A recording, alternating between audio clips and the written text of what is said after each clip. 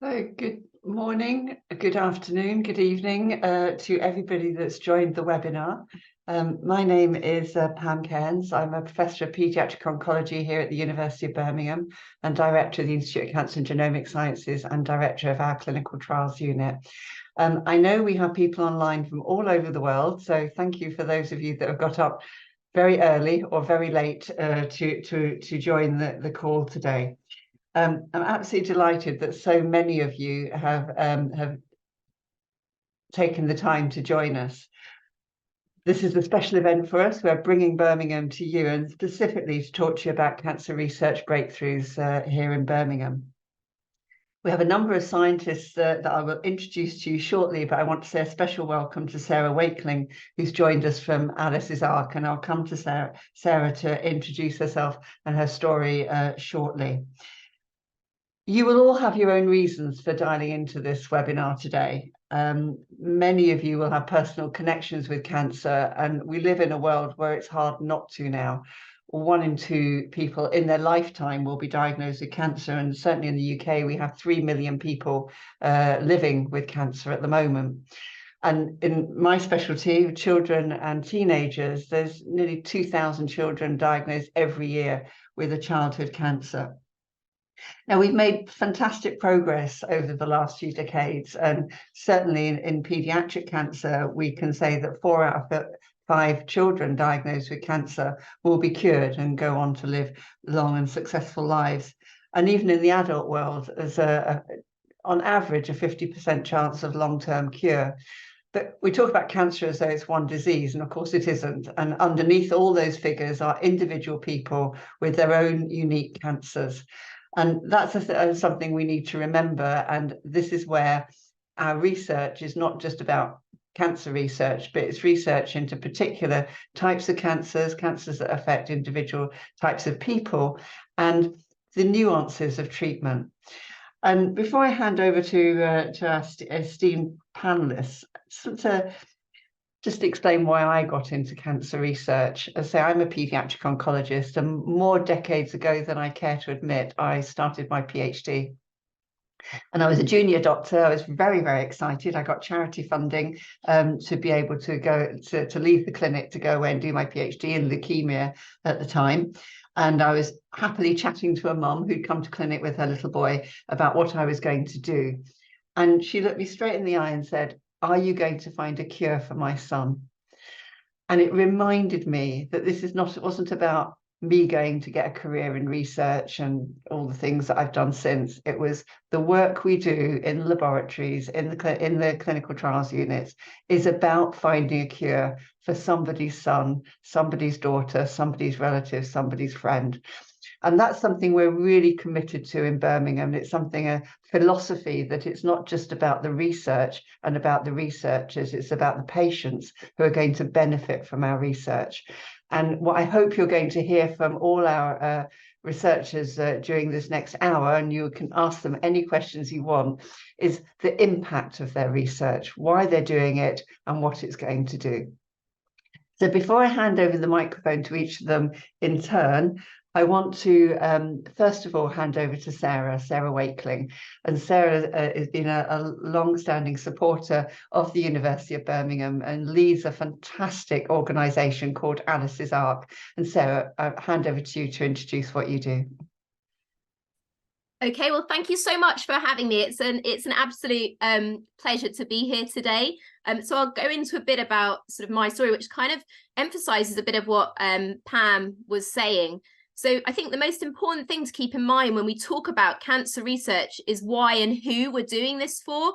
It's all about people. It's about saving lives. It's about devising new treatments and creating treatments with minimal short and long-term side effects. And we need to strive for a future where all cancers can be managed to improve survival, living with the disease for longer and ensuring survival comes with minimal long-term side effects, and ultimately giving people the gift of more time with their loved ones.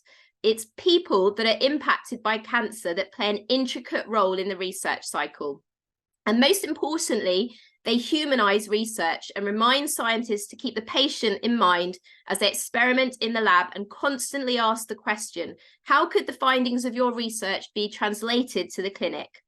And I'm here today as a parent representative of the children and families impacted by childhood cancer, and in particular, a very difficult to treat form of the disease known as rhabdomyosarcoma. And rhabdomyosarcoma is the most common soft tissue sarcoma in children and young people. If the disease has spread at diagnosis, or if the disease returns, survival is just 8%. And I don't know if a slide can be shown right now, but if you just pause and you take in these faces of children with rhabdomyosarcoma, my daughter Alice is amongst these faces, and she died aged 7, 5 years after she was diagnosed. She ran out of treatment options, and we had to watch as she faded away before us. Survival rates for these tumours remain unchanged over the last 40 years, and children are treated using brutal chemotherapy regimes that date back decades. This urgently needs to change. Children should be prioritised to receive new treatments, personalised drugs, and less intensive treatment options. These children are the future. They have years ahead of them. And research is the key to unlocking scientific breakthroughs and translating these to the clinical setting. And having watched Alice and many other children face rhabdomyosarcoma, my husband and I were driven to set up a charity called Alice's Ark. And our mission is to raise funds to invest specifically into rhabdomyosarcoma, with a goal of creating more effective treatments in the future. And we've brought together a large community of families impacted by the disease and engaged scientists across the UK to focus on rhabdomyosarcoma. And through our charity, it's given us a fantastic opportunity to fund the work of researchers at the University of Birmingham. And I just wanted to highlight how we've worked with the University of Birmingham. So Alice's Ark is all about collaboration and bringing people together to make change. And it's incredibly refreshing working with Birmingham. They have the same ethos of collaboration and are open to working in partnership with the patients and parents impacted by childhood cancer.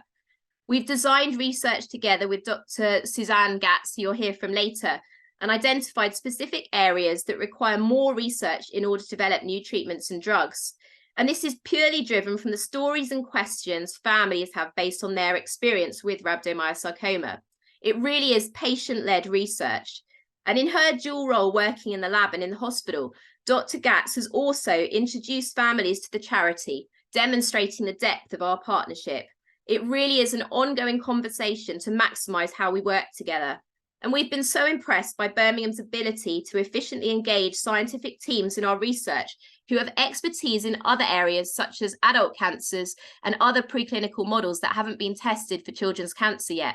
And this shows their impressive scope of research that's being undertaken by Birmingham and the ability to mobilise teams who are willing to work together to make progress. And as a family-led charity, we've been keen to make the research accessible and understandable to our families. And again, the Birmingham team have helped us achieve this through the production of videos showcasing their work, why they do it, and their hopes. And they've also allowed us to visit the labs to see the work in action. And in fact, we're planning a visit for a large group of rhabdomyosarcoma families next year. And this is so invaluable in bridging the gap between the research and the families. And another area which I think is going to be talked about in detail is the common thinking around our passion securing early career researchers such as PhDs and postdocs in the field of childhood cancer research. They are the future and need to be invested in this career. And together with the team at Birmingham, we discuss long-term career paths beyond the work of one piece of research. And it's really wonderful that Birmingham is looking to the long-term future of research, which lies ahead with this talented pool of individuals. And we are delighted from an Alice's Ark perspective to be funding several of these individuals, and we speak to them on a regular basis. So really, I want to thank Birmingham from the parent-patient perspective for the crucial role that they're playing in developing really patient-focused research into children's cancer. And I've no doubt that this research will contribute to saving our children's lives in the future. So thank you so much for listening and for all of your support for Birmingham. Sarah, thank you so much. Thank you for your very kind and generous words about our partnership with Birmingham, and indeed, straight back at you, thank you for all your support and real interest in what we do. It's really, really insightful, and I'm sure people will have questions for you later. So I'm now going to introduce our three researchers who've given up their time to join this webinar today, and a message for all three of them.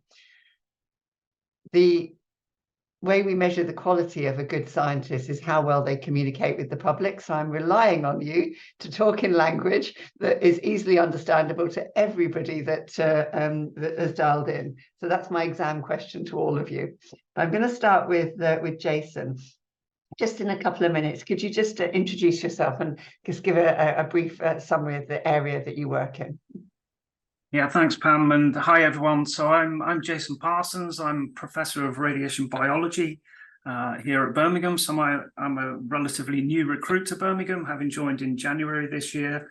So our major focus is on looking at radiotherapy and different forms of radiotherapy on tumor models. So we know that all cancers are about 50% of all tumors are treated with radiotherapy, but there are significant side effects with conventional radiotherapy, and there's strategies to try and optimize some of the tumors that are highly radiation resistant. So in Birmingham, we're very much focused on using conventional X-ray radiation, but comparing against novel radiotherapy deliveries. So particularly with proton beam therapy, and we have new facilities for boron neutron capture therapy as well, which I'll talk about a bit later. And major focus is on two tumor types, head and neck tumors. So these tend to be in the base of the throat, the tongue, the nasopharynx as well. So the incidence rates are about 800,000 cases per year. So 6th most common cancer worldwide, and it's predicted to increase by about 30% over the next 10 years. We also have an interesting glioblastoma, so a highly radiation resistant brain tumor, adult brain tumor, and survival rates are fairly miserable at about 12 months on average. So we're utilizing very much cell-based research approaches to look at the impact of different radiotherapy types on models of head and neck and adult brain tumors, and how we can optimize those treatments, at least from a cell-based research, and translate it through to the patient. Thank you, Jason. That was great. And now I'm going to hand over to Dr. Susanne Gatz. If you could introduce yourself and just give us a summary of the area that you work in. Thank you, Pam. Hello, everyone. My name is Susanne Gatz, and I'm an associate clinical professor in pediatric oncology here at the university. I'm a clinician and a researcher. As a clinician, I'm a honorary consultant in pediatric oncology at the Children's Hospital here in Birmingham, where I treat children with solid tumors. And as a researcher, I focus on two aims. One is to collaborate with fantastic basic scientist colleagues here in the Institute in a variety of disciplines to identify better treatments for children with rhabdomyosarcoma and Ewing sarcoma. And the focus is to, on the one hand, to develop better models where we can understand how the disease process is impacted by different treatments, and on the other hand, to identify what the best treatments are.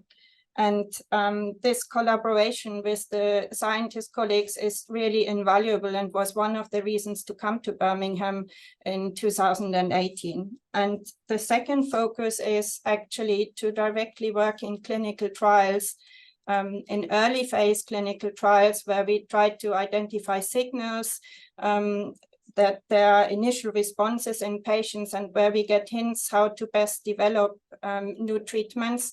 And on the other hand, more advanced stages of clinical trials where we try to really show impact and change the standard of care treatment of children. And my focus there is on sarcomas. Thank you very much, Susanne. That's great. And last but absolutely not least, hand over to Professor Matt Coleman again. If you could just explain who you are and what you do. Thanks, Pam, and to the organisers for the opportunity to be here today. So my group's remit is to discover new biology that underpins really what makes tumour cells so different to normal healthy cells. Our group consists of several very talented and motivated people, including PhD students, postdoctoral scientists, and a technician, some of which are directly supported by philanthropic funding from donors, which I'm hugely grateful for. And I think we'll have more time to talk about the importance of that later.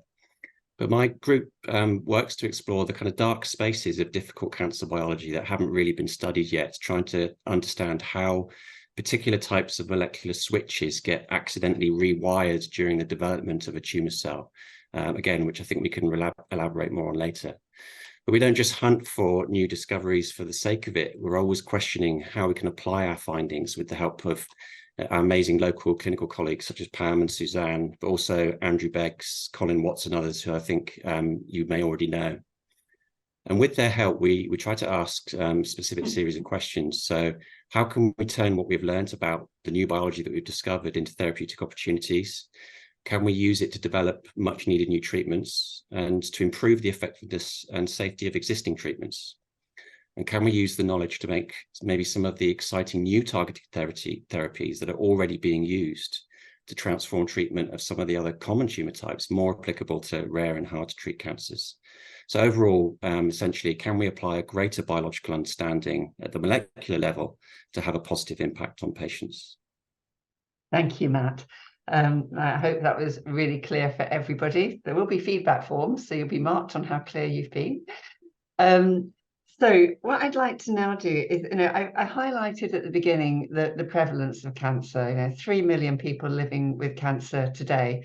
And there's a real discussion about treatable cancers as opposed to curable cancers. Obviously, what we want is to develop treatments that actually cure patients. And the research that you all talked about, your areas of research, I said at the beginning, our aim is to actually have an impact for patients.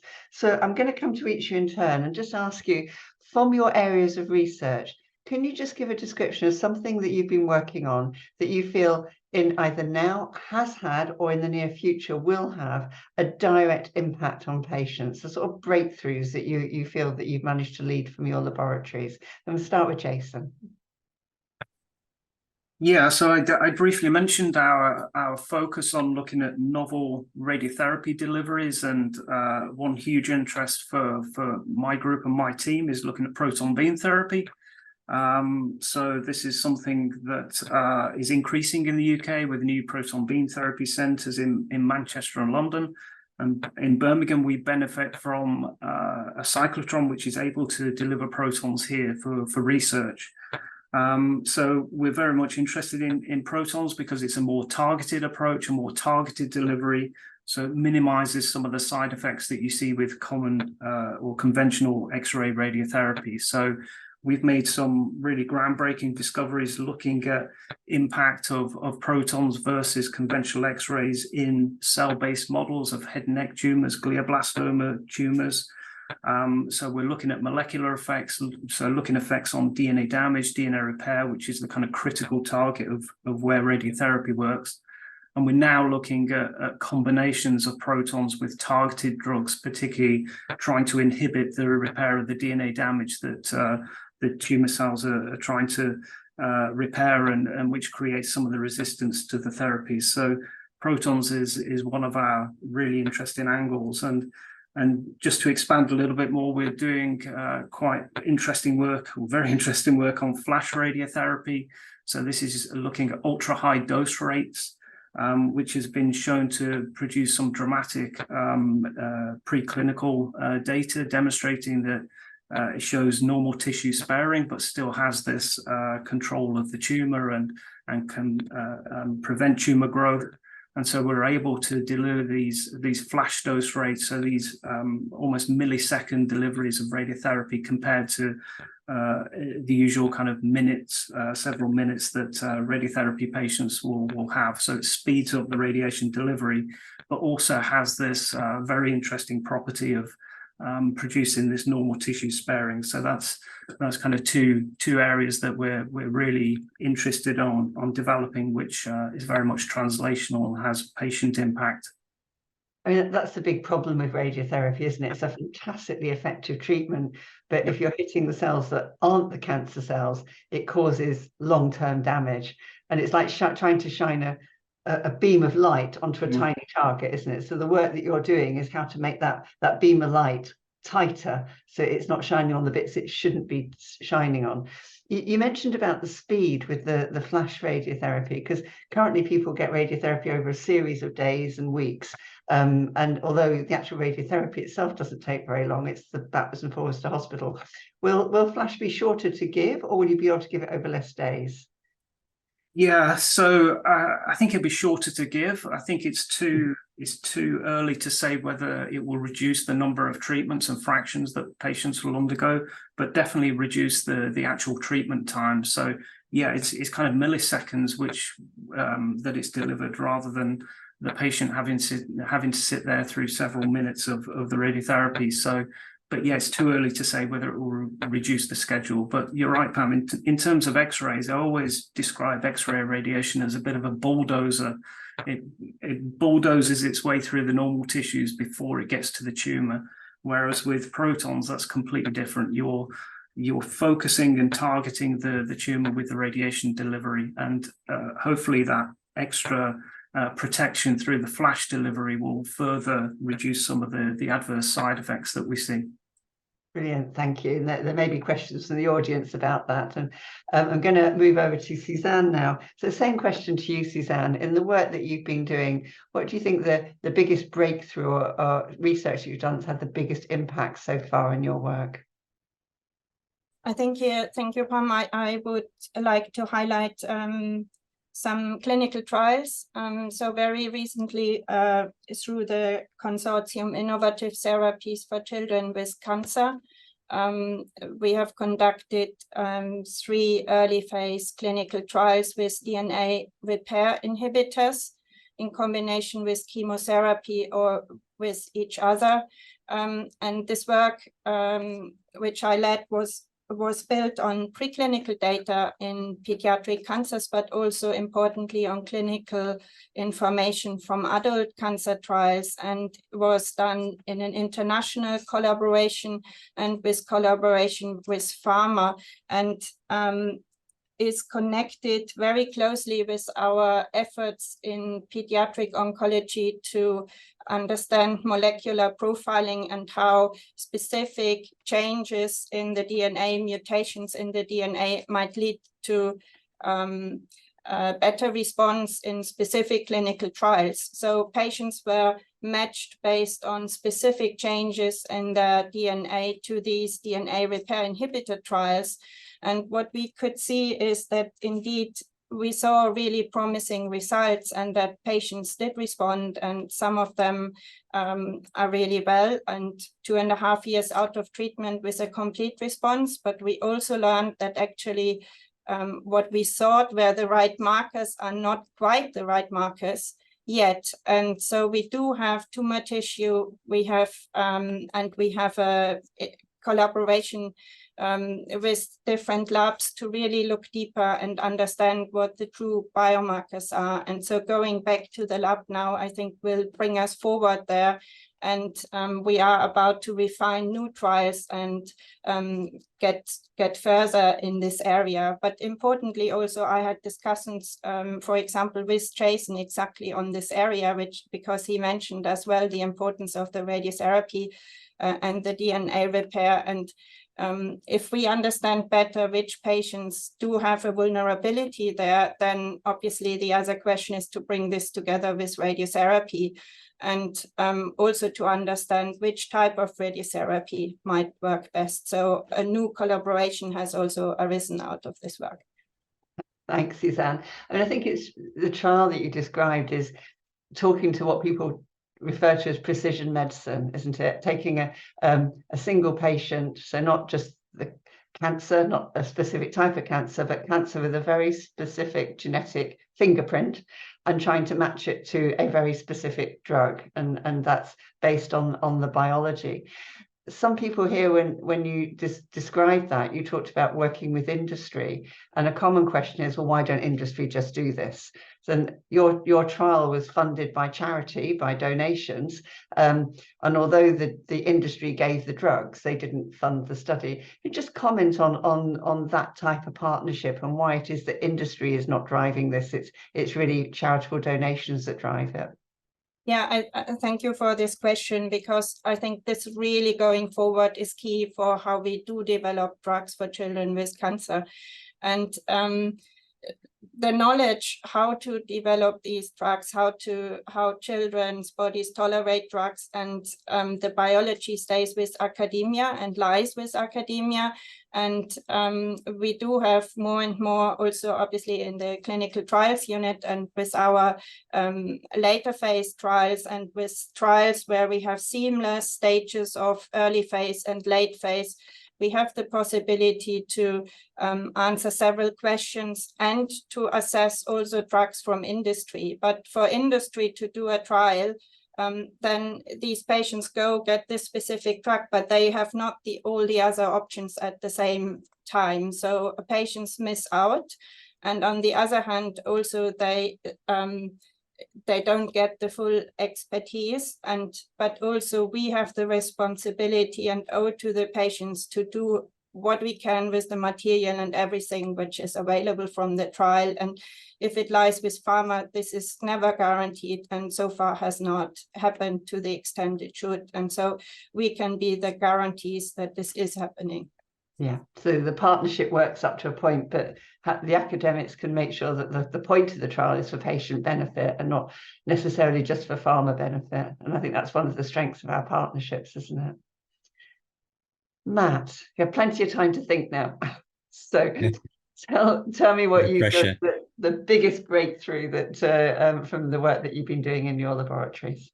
Yeah, so before I get to the impact or the potential impact, I guess, just to explain that my group is at the beginning end of the pipeline of therapeutic development, if you want to call it that, than Susanne's important clinical trials work. So we don't have drugs currently under clinical trials, but we are excited about the potential for our work to get there.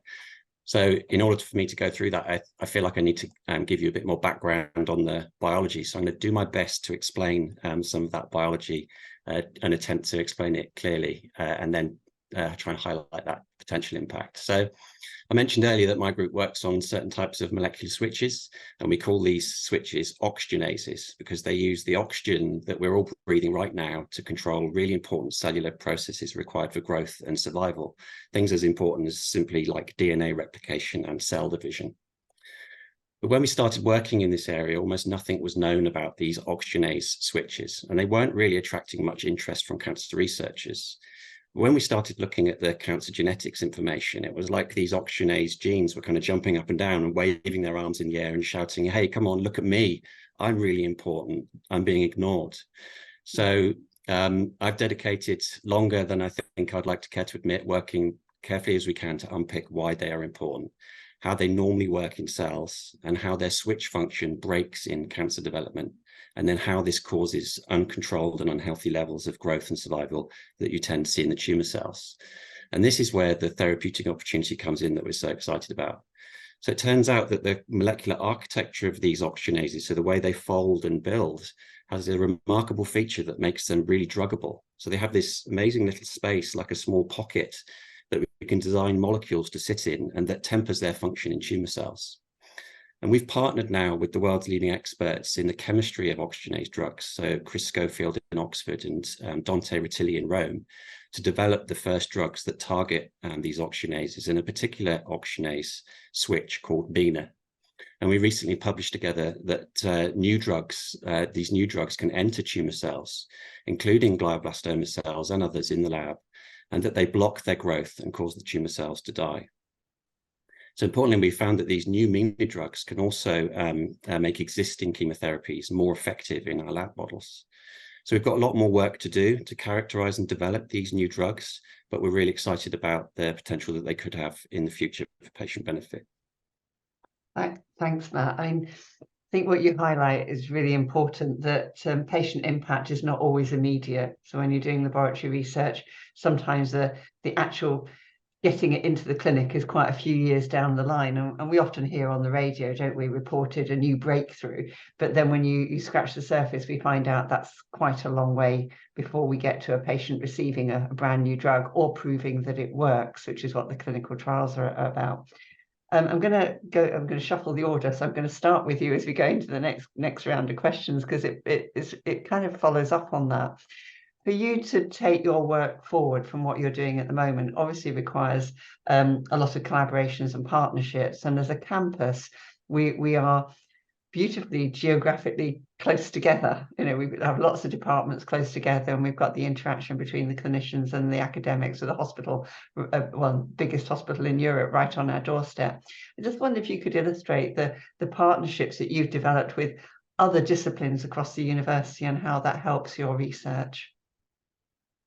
Yeah, so it's a remarkable place to work. The environment and the campus is incredible, and as kind of Susanne alluded to, I think it's one of the reasons why I came to Birmingham, for the collaborative environment, but all the different expertise. So we have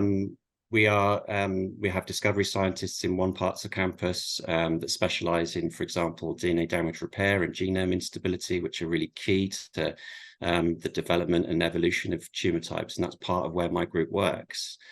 But we have other scientists specializing in distinct areas, maybe in different departments, immunology, immunotherapy, and other places. And we do make a distinct effort to get together and discuss our work in different formats and to forge new collaborations.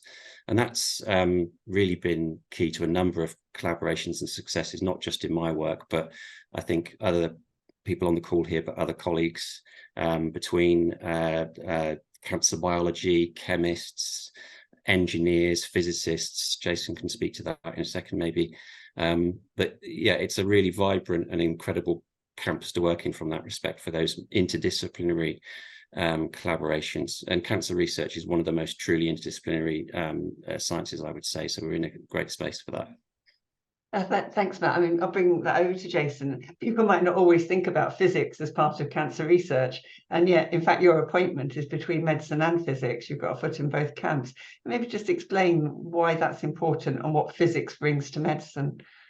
Yeah, so as you say, my appointment is joint across cancer sciences and physics, and we have a strong relationship and bond with the physics team. So some of the key radiotherapy resources that we're using, so the cyclotron for proton irradiation, and I haven't spoke about the new neutron accelerator, which we have over in physics as well, which is able to do boron neutron capture therapy, which is an alternative mode of radiotherapy, which we're starting to get increasingly interested in. So we have that strong bond.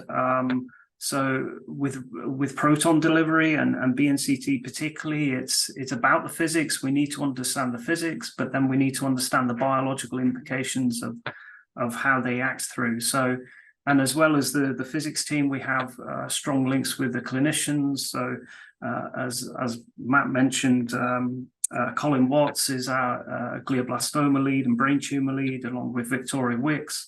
We have a strong relationship with Hisham Mahana on the head and neck side. So we do really have that kind of bench to bedside approach, where some of the basic science that we're deriving in the laboratory then has the chances to go through into the clinic with discussions with our expert clinicians that are obviously treating the patients. So yeah, it's the environment, and that was the attraction for me coming to Birmingham. It's that full platform of the basic biology through to translation. Thanks, Jason. And Susanne, you already mentioned that important connection between the hospital and the laboratory, which you beautifully exemplified in your research.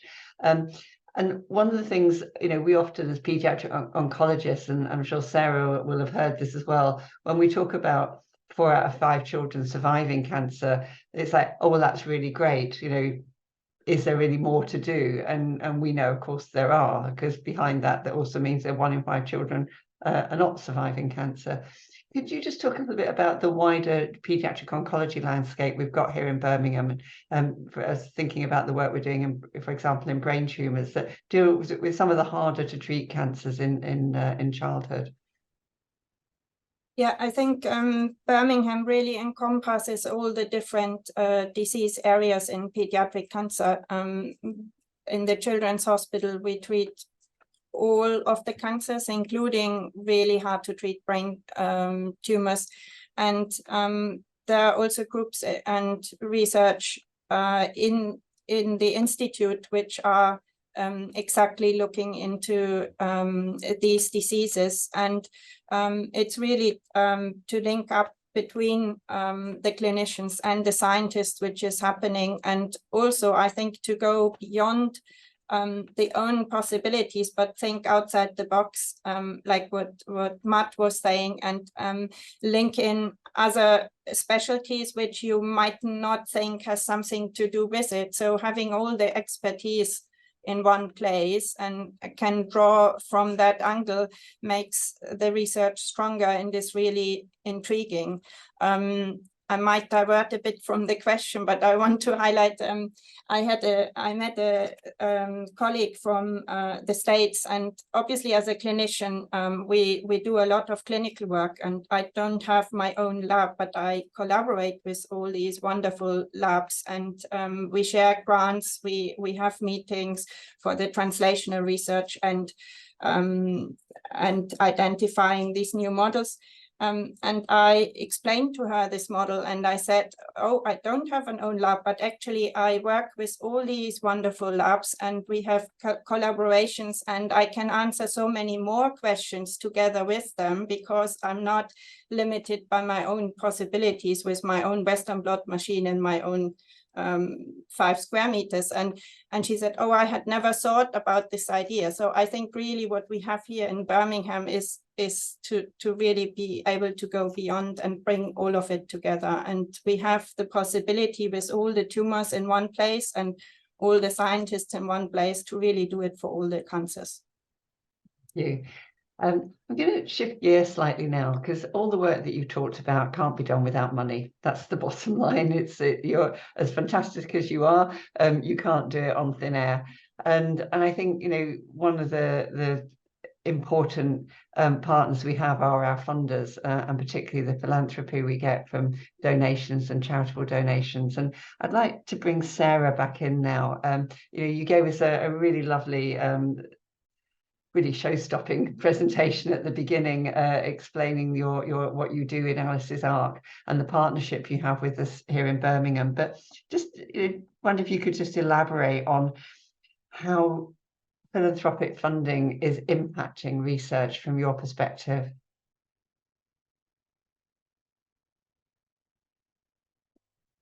Sara, have we got you there? Yeah. Oh yes, sorry. I mean, after you've had a sort of experience, you know, particularly with your child, watching them go through cancer, I think a lot of people are driven, families are really driven to do something and advocate, particularly for these kind of harder to treat cancers. We want to draw attention to these kinds of cancers. Perhaps, you know, the bigger, you know, we're a relatively small charity, so we're drawing attention to these sort of, you know, harder to treat rhabdomyosarcoma in our case, and it's really constructive.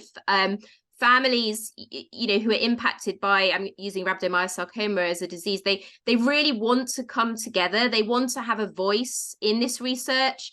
A way when people say, how can I help you, you know, as you're going through the cancer journey, it's quite hard often to come up with a practical suggestion.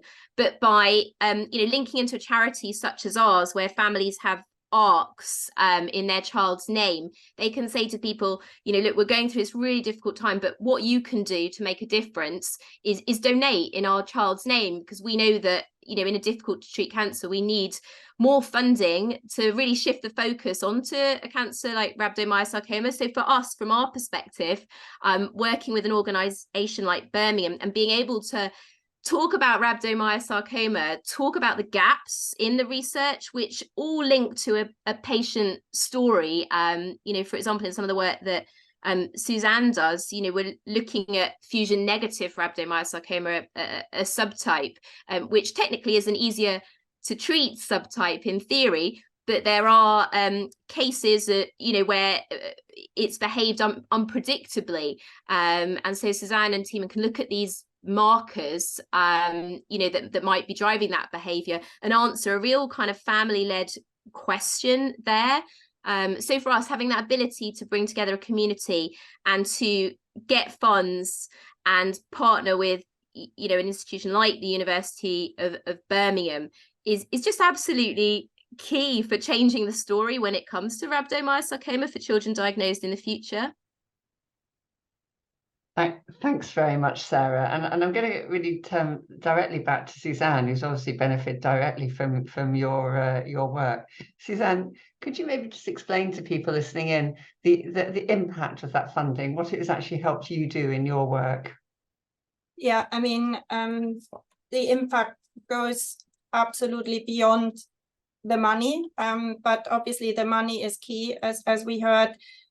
We do need to make progress, and we can only make this with people who do the work, and with consumables to carry out the projects. So Alice, the SARC is funding 2 incredible projects, one to identify better models to understand how treatments work in rhabdomyosarcoma, and the other one, as Sara explained, to focus on fusion-negative rhabdomyosarcoma, where there are really bad players, and we don't really know how these RAS mutations, which are the key driver in this disease, how they work.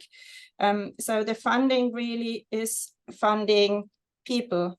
That it's funding the new generation of researchers, and in the form of a PhD student, in the form of a postdoc, they discover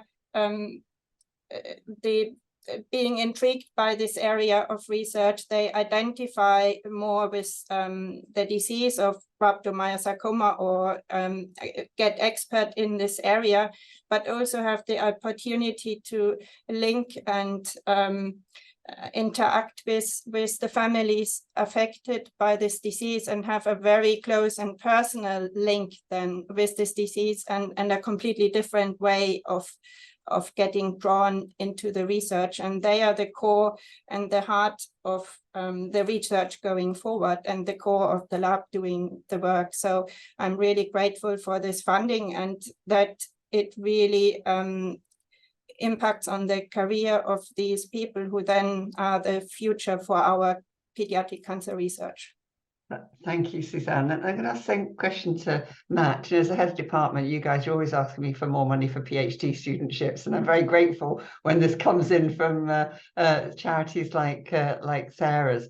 But can you just highlight how it's benefited your laboratory? Yeah, so we've been very fortunate in my group to be supported by a previous appeal, Breakthroughs in Cancer appeal, supported by philanthropic funding for a PhD studentship.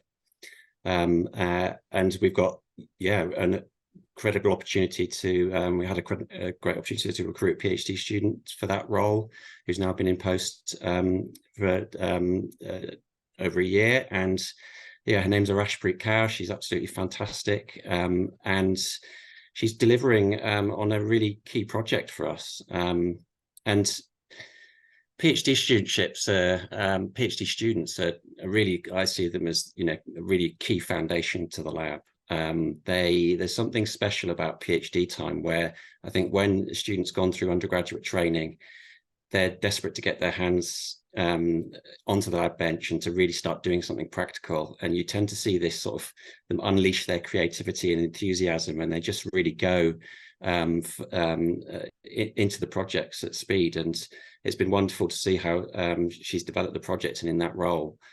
But PhD studentships and other roles like them are really key to us for the reasons I've outlined, but also because the funding for those generally is really dropped, and they're becoming much more unavailable to researchers. So opportunities like the one that I've been fortunate to have make a massive difference. I think it's a great opportunity. Philanthropic funding allows you to maybe keep a project going with some momentum and sustain it, and have a rapid impact. It can lead to a rapid change. We're very grateful for the support that we've had already. Thank you, Matt. And Jason, you've not been in Birmingham long enough for me to ask you what you've directly impacted from the philanthropy that's come into Birmingham. And I'm going to change tack slightly to ask you a question. One of I alluded to before about some cancers are harder to treat than others, and are resistant to current treatments. And just so you could comment on what we're doing in Birmingham in that difficult to treat cancer sphere. Yeah, so maybe I can talk about some of our work with glioblastoma, with Colin Watts, Victoria Wicks. We know that glioblastoma is extremely difficult to treat. Mean survival rates are very poor. It's very radiation resistant and chemo resistant. So we need to think of alternative strategies to improve the sensitivity of these tumors. So we're utilizing some cell-based models. We're also using developing some patient-derived models from glioblastoma patients to look at different forms of radiotherapy and how we may be able to optimize this. So I mentioned some of our proton work previously, but just to touch on some of the boron neutron capture therapy, which we're about to engage in. This involves essentially preloading the cells with a boron compound, which is specifically taken up by the tumor cells. So it's very specific. We then irradiate with thermal neutrons, and this breaks down the boron compounds and generates these very highly reactive particles which damage the DNA in the cells. Again, this is a targeted treatment because it's only the tumor cells that take up the boron compound. So this is a new type of therapy which we're interested in, and hopefully that will make a significant impact on this really radiation-resistant tumor. Thanks, Jason. I don't know if Susanne or Matt, excuse me, want to comment in that space as well. Or anything you'd like to add about that really difficult challenge of the cancers that we don't really have treatments for at the moment? Perhaps Susanne. Yeah, I'm thinking about high-risk sarcomas, which are not rhabdomyosarcomas. So soft tissue, high-risk, non-rhabdomyosarcoma, soft tissue sarcomas, which is a long word. So these are really aggressive cancers, and it's a whole bag of different cancers when you look through the microscope, and even more different ones when you look through biological markers. And they are all treated uniquely the same way and have a varied outcome. So some children have a chance of cure of 80%, so 4 in 5, what we heard before. But if it comes back, they are destined to die, and others have a much lower chance. The treatment is very toxic, and we have no better means at the moment to treat. So we have come together internationally to investigate a new treatment by adding a multi-tyrosine kinase inhibitor, which is a drug. It's used in other sarcomas. There are some data, but so this is an area where we need to do more. So this is a start to have a phase 1 study in this area in frontline. So when the patients are coming in first at the diagnosis, link it with biology, but we need to do more for these rare cancers. And we aim to do a platform study in the future where all these tumors are included and where we link with biologists and really try and bring in new treatments. But it is a challenge where we need to all work together from all the different disciplines, including radiotherapy, including the scientists, and move forward. But by having the trials unit, having the labs, having the radiotherapy and the hospitals, I think we are in a really good place to move this forward with international collaboration patients. Thank you, Susanne. I've done quite enough questioning of you, and I know the audience have been busy putting questions into the chat. So I'm going to turn to some of these questions. So the first question, and just to encourage everybody who's online, please submit all your questions. We'll try and get through as many as we can. But the first question is for Jason. Jason, Nadia has put in a question. She wants to know, when will flash radiotherapy become available?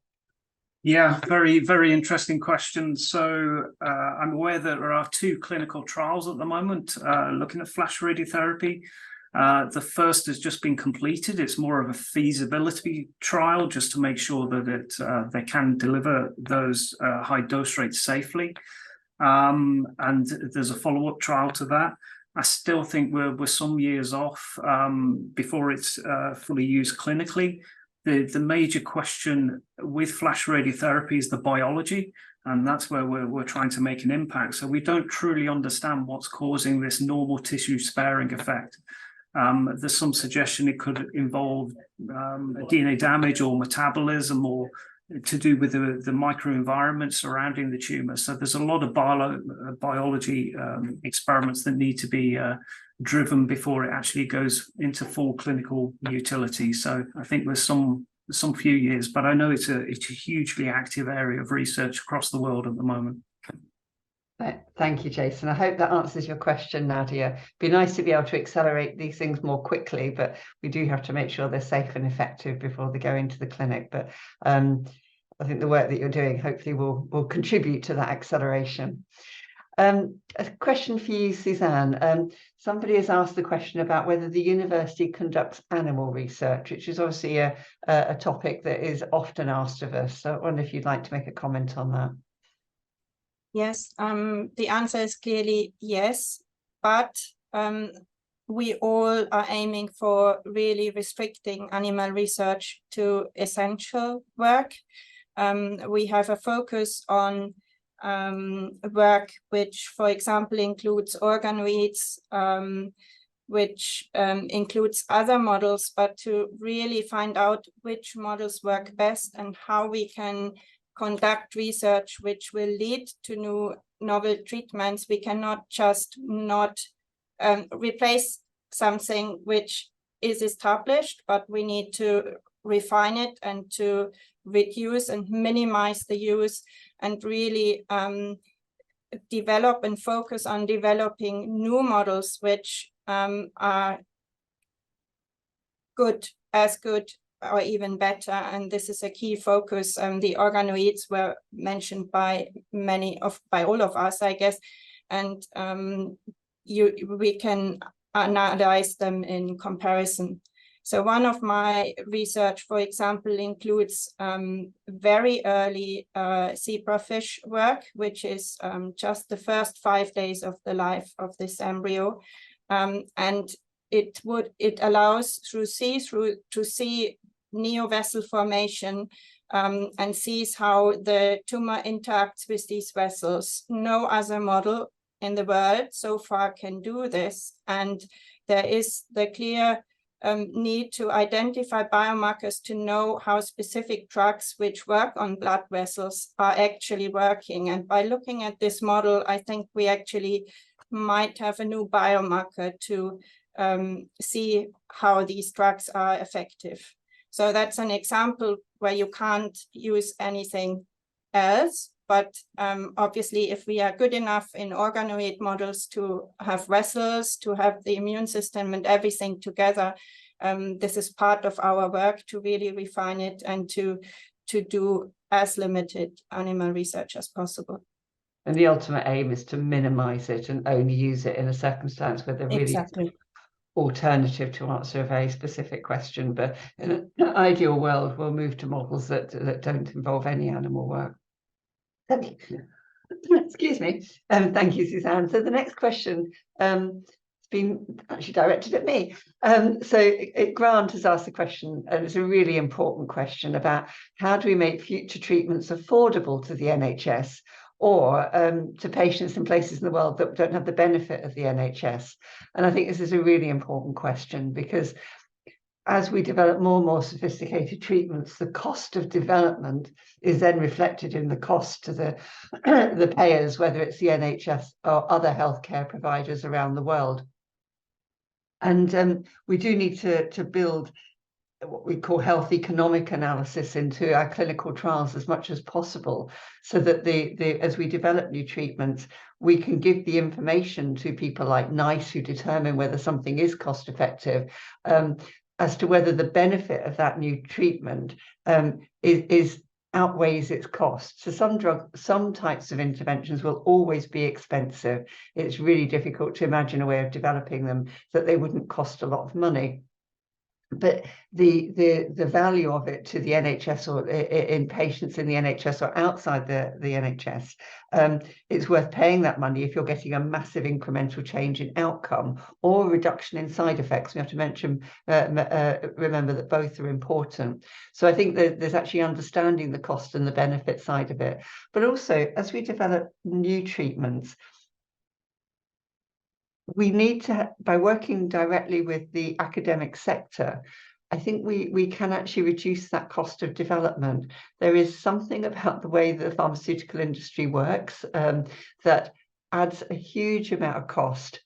And a lot of that's to do with the high attrition rate. So they've got 100 new drugs that they're trying to develop at the preclinical and the clinical level. Of those, a very, very small percentage will prove to be effective and go into the clinic. And all that background cost then gets reflected in the costs they charge the NHS or other healthcare payers.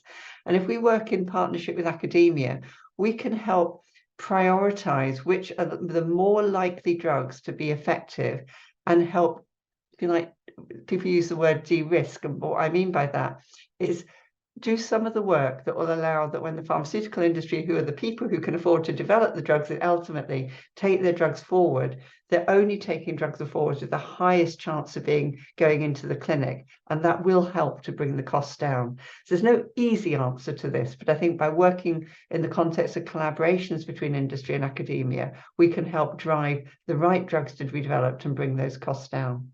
So I hope, Grant, that goes some way to answering your question. I don't know if anybody else wants to add to any of that before I go on to the next question. To add to that,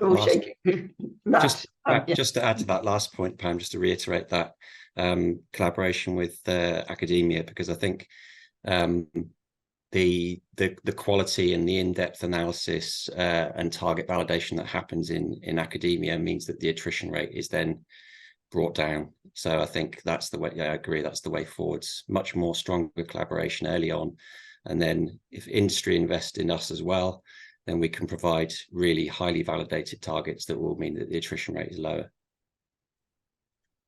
Now, it's a lovely question from Ellen. Ellen's asking us, how can we, as members of the public and alumni, best support the work Birmingham are doing? So I'm going to ask each of you to answer that question, maybe 1 or 2 sentences to say, what would you like the alumni to do for you? So, Jason. Yeah, interesting question, Pam. I like the way you came to me first. So we as a group are very happy to engage with the community. I think it's we're trying to get across in this webinar, particularly some of the important research that we're doing, and which hopefully will be making some impact. So it's more about awareness, having engagement, but keeping people open as to what's going on in Birmingham, and hopefully we can get some strong engagement across and have some discussions and realization about some of the exciting and important research that we're developing and which has that translational and clinical impact. Thanks, Jason. Susanne. Yeah, thank you for this great question, Ellen. I think spreading the word about our collaborative research with the patient in the center is amazing. And if you want to get in touch, or if people of the public want to come and visit or see, we can also think of showing people around and share our enthusiasm. But really spreading the word is great. Thank you. Thanks, Susanne. Matt. Yeah, reiterate those points. I think a really simple thing that you could do to help is to get the word out there, spread the good word about Birmingham, help market us. I think people in Birmingham, and that is the same for researchers, maybe we're a little bit too modest, and people in other places maybe shout out louder, and I think we need to maybe do that more. You could help us do that by getting the word out there. Continue to engage in the way you are now. And I'm going to be a little bit cheeky and say it would be massive help to donate, because it really makes a huge difference, and seriously, every little counts. It will go a long way. So thank you. Fantastic. Thank you, Matt. I definitely echo both your points, not just the donation, but also I think we are, we don't shout loudly in Birmingham about the great work, and I'm very proud of the work that we do in Birmingham, hugely proud. But if you ask people outside Birmingham, they probably don't recognise it. And it's fantastic to have this webinar with so many people on the line hearing a small snapshot of the work we do. And we think we could use our alumni to put Birmingham on the map. It's got two benefits. One, to really publicise some of the great work we do, but the more that is known, then we have a greater chance of actually attracting more income into the university to increase the research. So it's a kind of virtuous circle. So really, really great question. Now, we've had a few questions about the impact of diet and lifestyle as a cancer trigger. And I just wonder if you could all make a few comments on this and maybe explain your perspectives on this. But I'm going to come to Matt first, because you mentioned a little bit about some of the work you do in terms of oxygen feeding cancer, but actually there's a lot of work out there about sugar feeding cancer cells. And I just want to comment on the research that's going on, particularly in Dan Tennant's lab. I don't know if you could talk to that, around the whole metabolism of cancer. Yeah, so what feeds and supports those cancer cells is a really hot area of research, and there's a lot of really exciting stuff going on here in Birmingham at the moment in Dan Tennant's labs and others, to look at how specific metabolites and nutrients like amino acids are feeding tumor cells and how they become almost addicted to them. And once that addiction's in place, therefore, there's a wealth of opportunities for identifying new drug targets. So there's a lot of excitement in that area. And of course, diet and lifestyle choices can then directly lead into the availability possibly of some of those sugars and nutrients. So it is something that we're thinking a lot about as researchers, but also I think that we're all aware of in terms of the guidance that we receive regularly on healthy living, and what is becoming very clear in guidance from our cancer charities and government about the association between the certain dietary intakes, alcohol, red meats, these kind of sensitizers, and the statistical association with increased risk of cancer. So that's very clear now, and so I think I try my best to act on that. Most of the time I'm fairly good, but I'm sure we can all do a little bit more. But thank you, Matt. Jason, do you want to add to that at all? Yeah, just to add a little bit, I mean, our focus on head and neck tumours is obviously relevant to diet. So most of the tumours that we see in the head and neck and around the throat and those kind of areas are very smoking, drinking associated. So, and these drive some of the most aggressive and difficult to treat tumours. So there's an obvious association with heavy smoking and drinking on there, and it's something we're really interested in, obviously. Thanks. And Susanne, it's one of the biggest questions that parents ask us is, why did my child get cancer? And it's obviously not lifestyle driven. Just comments on some of the work that needs to be done to understand the causes of childhood cancer. Yeah, in childhood cancer, the situation is a bit different. So yes, the diet, we actually recommend the children should eat whatever they eat during their treatment.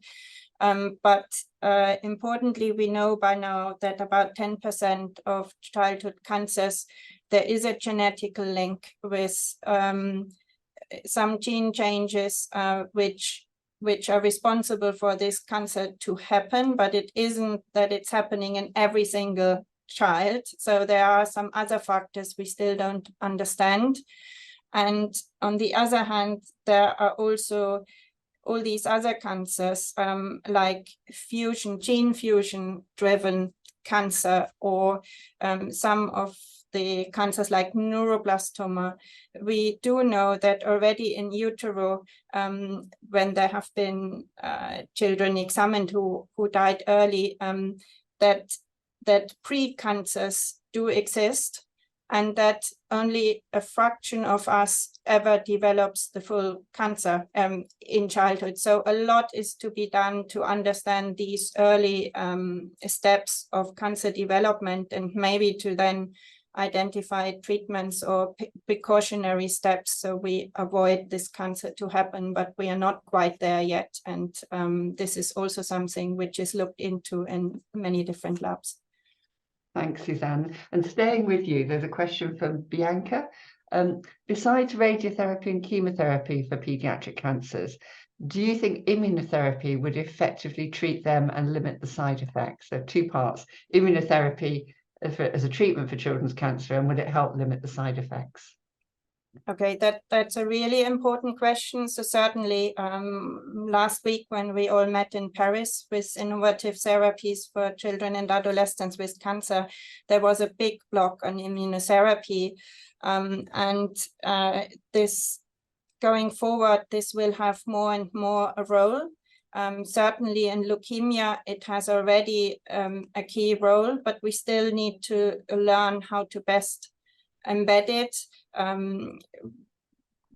There are many different immune cells, and we know in pediatrics that certain types of immune cells actually block the response to the immune therapy. So we need to, at the same time, identify the best blockers to make to reactivate the immune system. And I think going forward, we cannot look at it with immunotherapy in isolation, but we really need to think of a combined treatment encompassing all our different tool set, which we are developing and have developed. But certainly immunotherapy is very important. If it will reduce side effects, possibly, if we can then spare some of the other treatment we are giving at the moment. Thanks, Susanne. Now, I've got 2 more questions for you all. We've only got a few minutes to finish them, so I'm going to ask for short answers to the questions. So the first one is, what do you think the landscape for cancer research will look like over the next 2 decades? So put your crystal balls on. What do you think that cancer research will look like in the next 2 decades, Jason? So I think with the developments in radiotherapy research, I think with the advent of FLASH and introduction of B and CT, which I hope is going to have an impact, I think that's going to dramatically improve some of the effects of radiotherapy and hopefully move a pathway forward for improving some of the treatments, particularly of solid tumors. So I guess in time, the switch will be more to looking at more novel, innovative therapies. I think Susanne's mentioned about the combination of radiation plus immunotherapy, but other targeted therapies. So I think it might switch in the next decade or so. But just to get it across, I think it's a really exciting time for the radiotherapy, radiobiology field. I think it's very active at the moment, looking at these alternative modalities. So it's really an exciting period that we're working in at the moment. Thanks, Jason. Susanne? Next 20 years. So I think all what Jason said, but in addition, I think we have made great strides in drug development in terms of our clinical trials with the Cancer Research UK Trials Unit here in Birmingham as one of the key sponsors for pediatric trials. There is a huge opportunity with innovative trial designs where we can answer more questions at the same time in patients enrolled in studies, and with better designs going forward where we focus on the patient benefit rather than a response on scan. And this is also coming from the parent and patient advocates, so to work together to really speed up the development, and with a focus of the patient benefiting and having life quality on trial. I think we can, with all our innovations and better trial designs, move a great step forward in the next 2 decades. Okay, and Matt? Yeah, just been thinking, I think probably 3 things. So maybe a movement away from single targeted agents to combinations, combination targeted therapies. So not combinations of one targeted therapy with maybe a standard chemotherapy, so that we can get ahead of resistance and, you know, basing those choices really on a detailed molecular understanding of what's going on in the tumor. Second thing, I guess, maybe that personalized medicine approach that we maybe touched on earlier, that I think is sort of holy grail, you know, taking a patient avatar, working out what it's sensitive to, and then being able to take that back into the patient, but for every patient, if it was, you know, affordable. And then repurposing good drugs that we have already, but moving them across into rare cancers and pediatric cancers. I'm surprised none of you mentioned AI. Do you think AI? AI is going to impact how we treat patients in the future? Anybody? I think you're well placed to answer that one. It's a really kind of, you know, hot topic, isn't it, as to whether in the end we're going to be able to implement AI in medicine. And whilst I don't, for any stretch of the imagination, think it will completely replace all aspects of medicine, I think it will be introduced into diagnostics particularly, and probably help us with drug development and tying in all the knowledge we've got about biology and selecting the right drug for the right patients. I think that would be my prediction for the next 2 decades. So a final question, Matt, maybe you could address this one in the interest of time. In Birmingham, can you explain how we collaborate with the clinicians and with the patient groups to inform them of our research? How do we do this in Birmingham? So we have a number of opportunities. So, for example, Colin Watts and Victoria have a patient family engagement group, and other teams within Birmingham have similar schemes where they will organise regular events where they can engage with patients and families and bring everyone together. Those are really important. That's incredible for as Sarah mentioned, for those interactions to really kind of drive things in both directions, so that the direction of research can be influenced by what patients and their families need. In terms of researchers interacting with clinicians, what we try and do here in our institute, and we're trying to do more of it, is actually embed the clinical researchers, clinical fellows in with the discovery scientists. So they're actually colliding frequently and collaborating. And that's a really exciting thing that we're developing at the moment, and is already showing huge benefits. So it's exciting times. Thank you, Matt. So we're very close to the end of the webinar, so it's just up to me, first of all, to thank Sarah for your fantastic contribution. Sarah, thank you so much for taking the time to join this webinar and talk to us about your work with Birmingham and about Alice's ARC. We're really grateful to you for the work that you do.